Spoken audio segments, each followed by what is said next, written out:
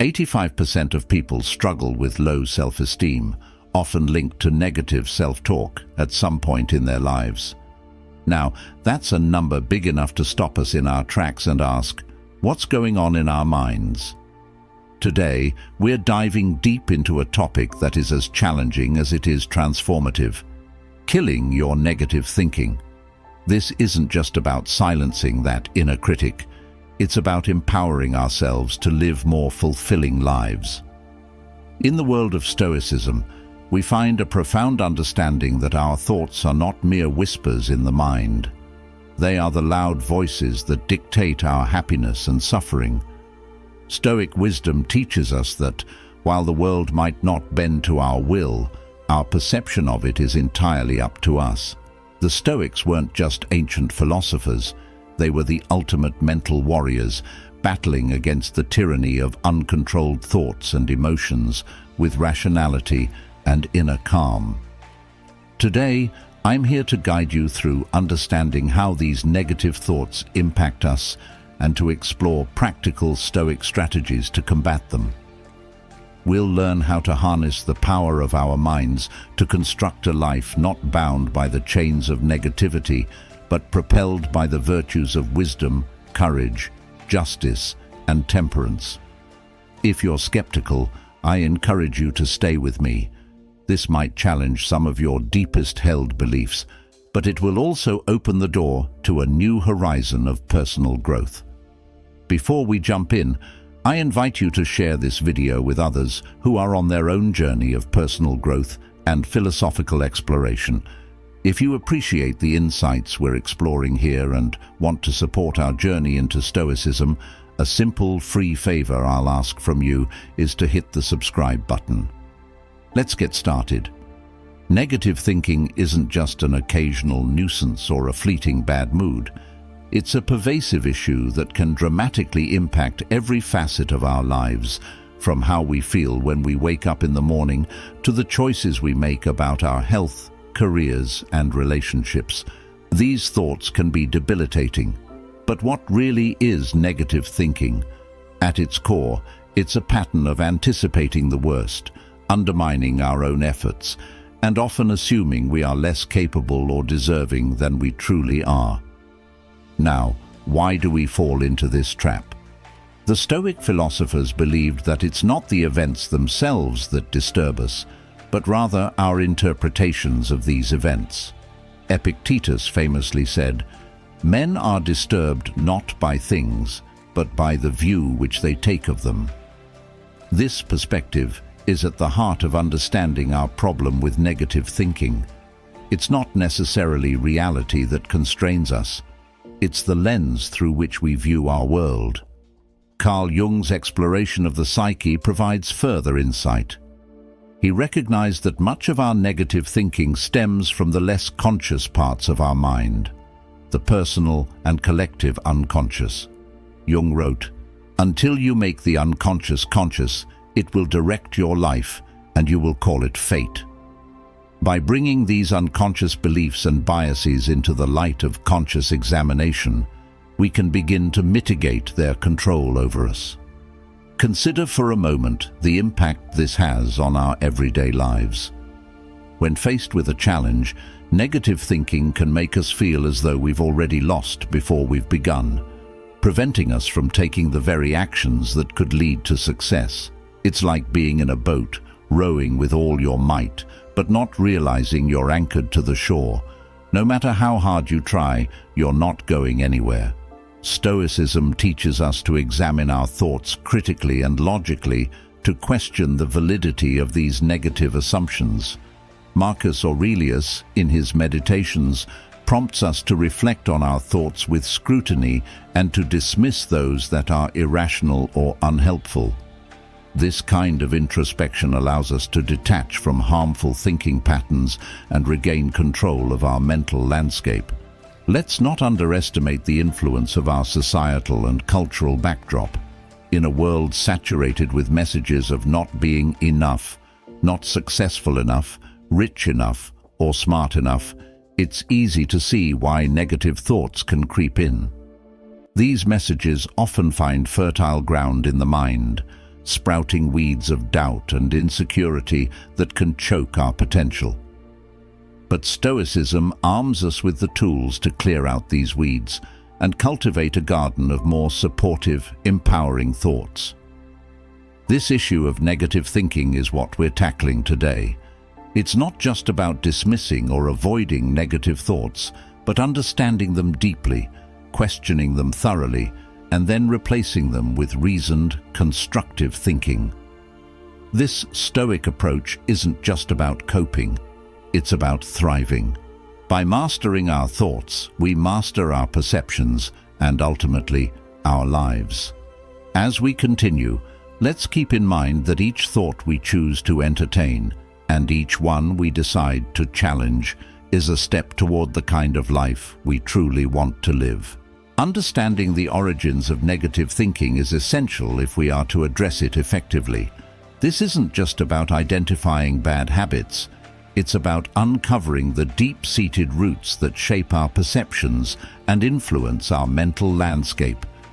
Negative thoughts often sprout from a variety of sources: our upbringing, societal pressures, past failures, and sometimes the seemingly inconsequential comments from those around us.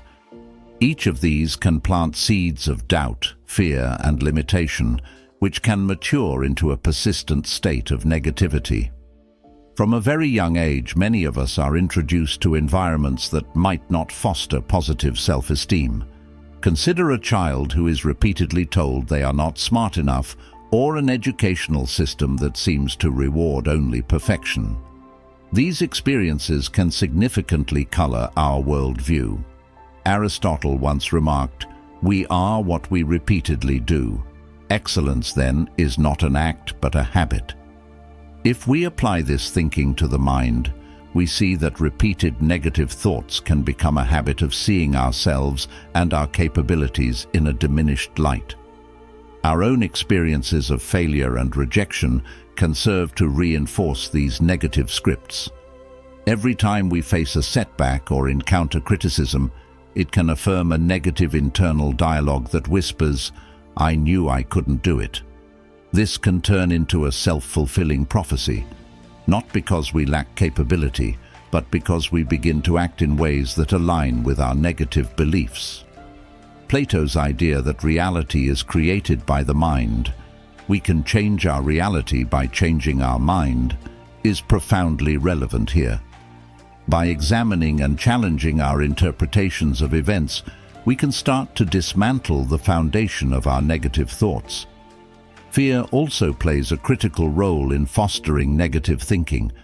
It's a natural protective mechanism that often spirals into excessive worry or anxiety, overshadowing our rational judgment.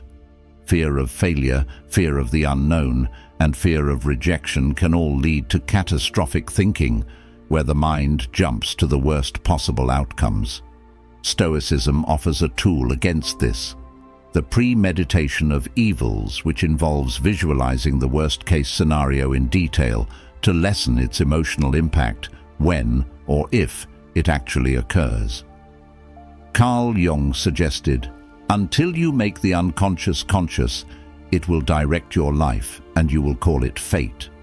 Many of our negative thoughts are rooted in unconscious beliefs formed in our early years, influenced by our guardians, teachers, and the media. These unconscious beliefs often go unchallenged because they are not fully known to our conscious mind. Making these beliefs conscious can rob them of their power and allow us to regain control of our thoughts.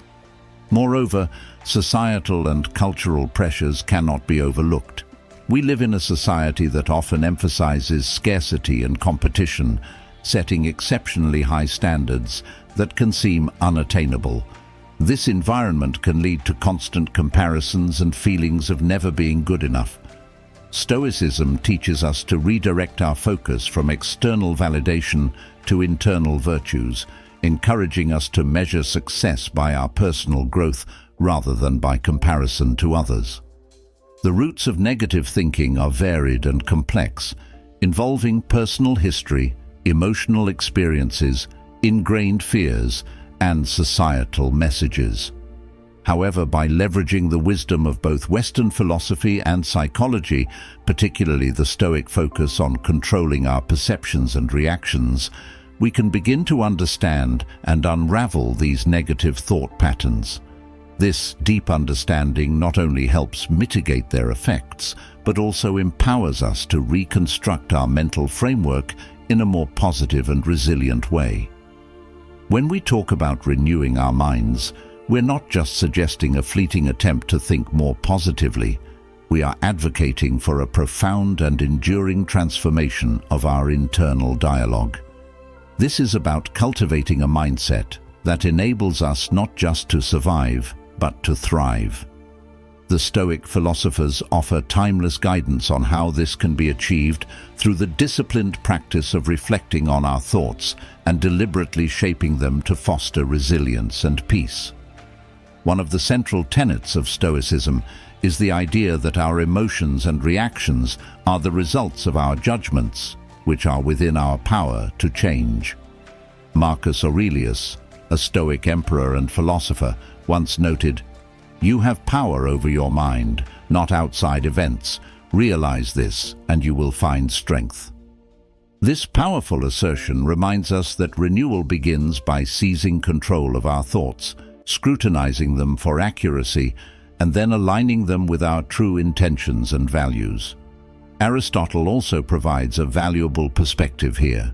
He said, "Knowing yourself is the beginning of all wisdom." This introspective journey involves diving deep into our thought patterns and identifying those that serve us well versus those that sabotage our efforts. By becoming more aware of our thoughts, we can begin to challenge the negative ones that have perhaps become ingrained over time. This process of challenging and changing our thoughts isn't about denying our emotions, but about understanding them better and thus managing them more effectively. Moreover, Carl Jung's insights into the human psyche complement this Stoic wisdom beautifully. Jung argued that what you resist not only persists, but will grow in size. Instead of resisting negative thoughts, Stoicism teaches us to acknowledge them, analyze their origin, and assess their truthfulness. This method prevents these thoughts from festering in the shadows of our unconscious, where they can grow unchecked. Additionally, renewing the mind requires us to engage with materials and activities that nurture positivity and growth. This might include reading philosophical texts that challenge our understanding, engaging with art that inspires us, or simply spending time in reflection and meditation. These activities provide new narratives and perspectives that can replace our old, unhelpful stories. Socrates' insistence on the importance of living an examined life plays a crucial role here.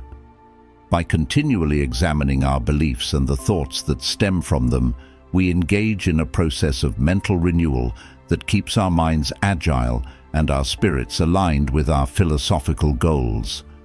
This ongoing examination isn't merely a task, but a way of living that keeps our internal world refreshed and attuned to the reality of our experiences. Plato also emphasized the importance of aligning with the forms, the ideal versions of justice, beauty, and goodness. In a similar vein, renewing our minds can be seen as an effort to align our thoughts with the most virtuous and empowered versions of ourselves. By aspiring to these ideals, we craft a self-concept that is robust, compassionate, and deeply wise. To put all of this into practice, we can start each day with a simple affirmation or a Stoic reflection that sets the tone for the type of thoughts we wish to nurture. Whether it's a quote from Epictetus about the power of our responses, or a Jungian mantra that reminds us of the strength found in facing our shadows, these daily practices are the building blocks for a renewed mind. This principle involves consciously choosing our environment, people, places, and media that supports and enhances our mental and emotional well-being. As Seneca famously advised, associate with people who are likely to improve you. This guidance encourages us to be selective about our company and to cultivate relationships that inspire and challenge us to grow. Aristotle also touched on the importance of the company we keep when he discussed friendship. He categorized friendships into three types: those of utility, pleasure, and the good. The highest and most valuable form of friendship, the friendship of the good, is based on mutual respect and admiration of each other's virtues. These are the relationships that encourage us to become better versions of ourselves. They are inherently positive because they are rooted in a mutual striving for virtue and excellence. Moreover, Plato's allegory of the cave teaches us about the impact of our environment on our perception of reality.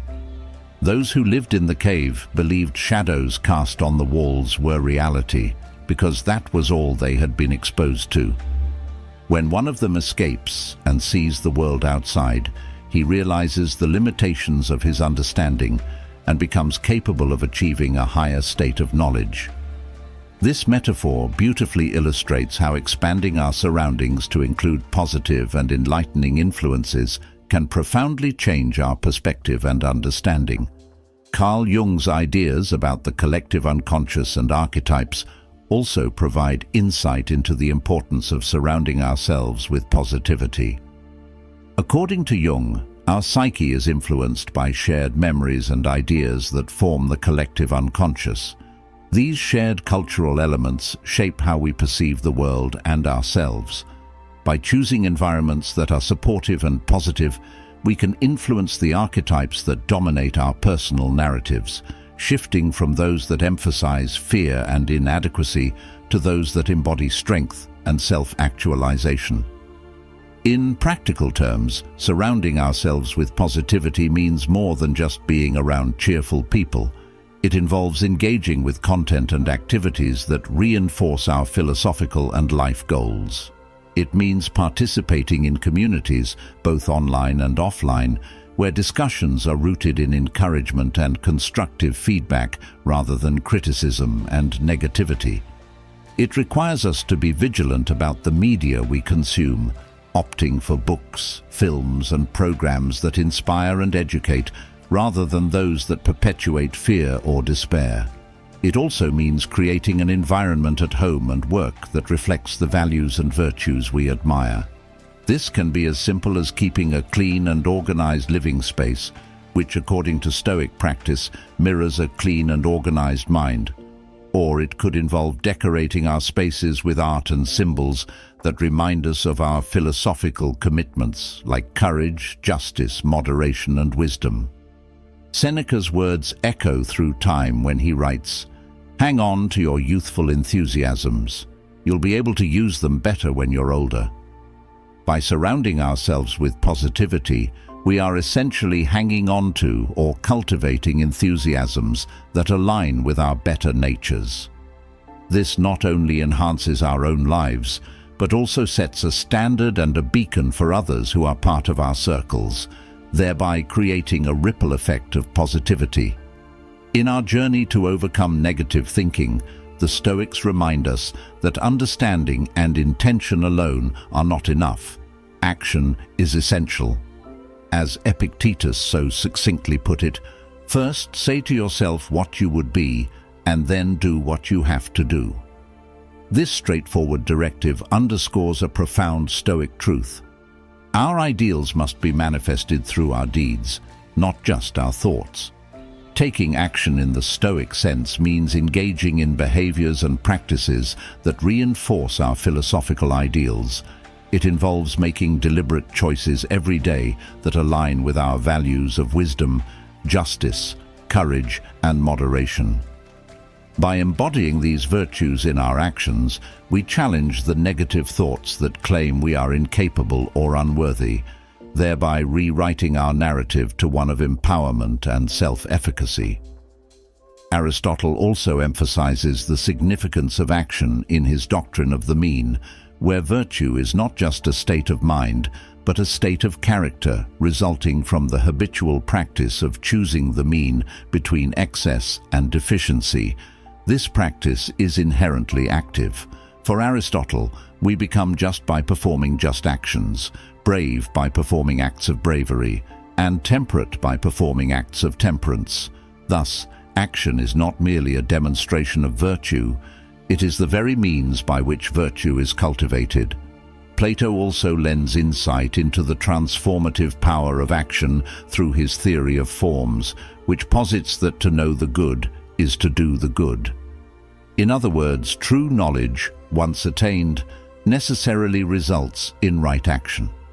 Therefore, by aligning our actions with our Stoic understanding of virtue, we bring ourselves closer to the Platonic ideal of good, elevating not just our minds, but also our entire beings. Carl Jung's concept of individuation. The psychological process of integrating the conscious with the unconscious to achieve self-actualization further highlights the necessity of action. For Jung, this integration does not occur through contemplation alone, but through encounters with the world that challenge our existing frameworks and compel us to grow. He argues that you are what you do, not what you say you'll do, stressing that our true character and psychological maturity are expressed through our actions. Therefore, Stoic action involves more than just combating negative thoughts. It's about proactively living out the virtues that define Stoicism. It's about making choices, small and large, that reflect a commitment to self-improvement and philosophical integrity. Whether it's choosing to speak kindly in a difficult situation, opting to face a long-standing fear, or deciding to forgive someone who has wronged us, each action is a step toward becoming the person we aspire to be. Moreover, taking Stoic action means embracing the challenges life throws our way as opportunities for growth. Instead of shying away from difficult circumstances, Stoics see these as arenas in which to practice virtue. Each challenge is a call to action, a chance to demonstrate resilience, practice patience, or reaffirm commitment to our principles. In practical terms, taking Stoic action can be as simple as setting daily goals that reflect our values, engaging in community service that fosters justice and kindness, or maintaining disciplines like journaling or meditation that encourage reflection and self-control. Each of these actions not only counters negative thinking, but also builds a stronger, more virtuous self. Stoic philosophy emphasizes that it's not only our actions that reflect our virtues, but also our speech. The power of words in shaping our reality cannot be overstated. Epictetus advised, "First learn the meaning of what you say, and then speak." This idea points to the inherent power of words to influence, not just express, our thoughts and emotions. The Stoics understood that words could build up or tear down the inner citadel of our minds. Marcus Aurelius, in his personal writings, often reflected on how to communicate effectively and truthfully, emphasizing that our words should be seasoned with the virtues we cultivate, such as honesty, restraint, and kindness. By aligning our speech with these virtues, we reinforce our Stoic practice and extend its influence outward, positively impacting those around us.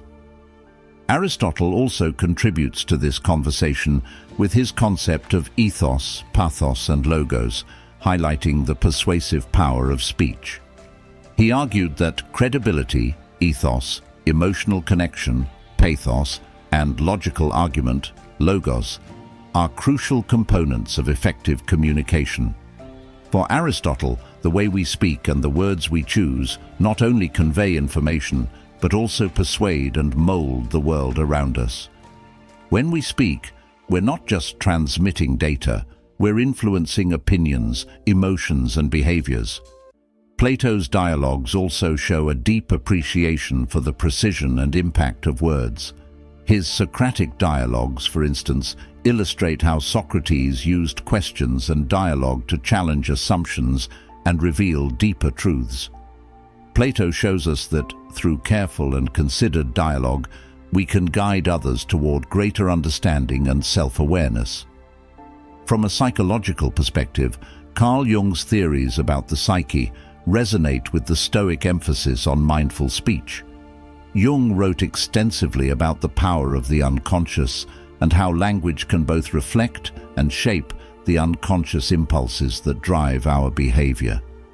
He believed that by bringing these impulses into conscious awareness through dialogue and reflection, we can better integrate our psychological components, leading to greater wholeness and health. Moreover, the power of words extends beyond interpersonal interactions. In our internal dialogues, the words we use to talk to ourselves can significantly influence our self-perception and emotional state. Negative self-talk, a common human experience, can be particularly destructive, leading to decreased motivation and increased feelings of helplessness.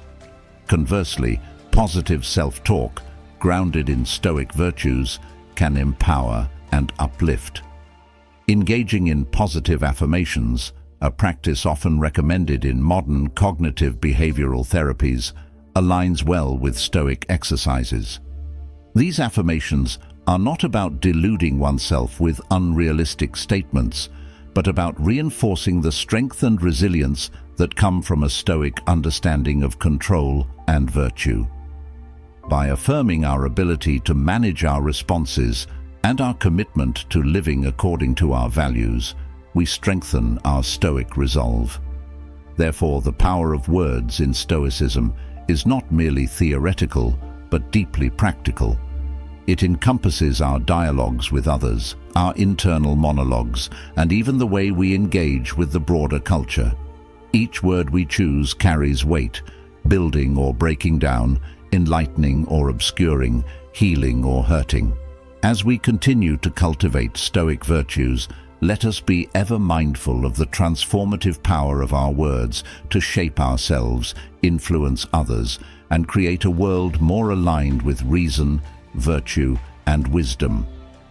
Thank you for joining us today on this profound journey through the depths of Stoic philosophy.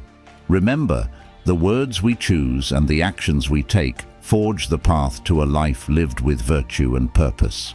As you continue to navigate the complexities of life, let the wisdom of Stoicism guide your way, turning every challenge into an opportunity for growth. If you found today's discussion enlightening, I invite you to watch our next video, which explores the Stoic approach to overcoming adversity. It's right here on the screen, so just click and continue your journey with us.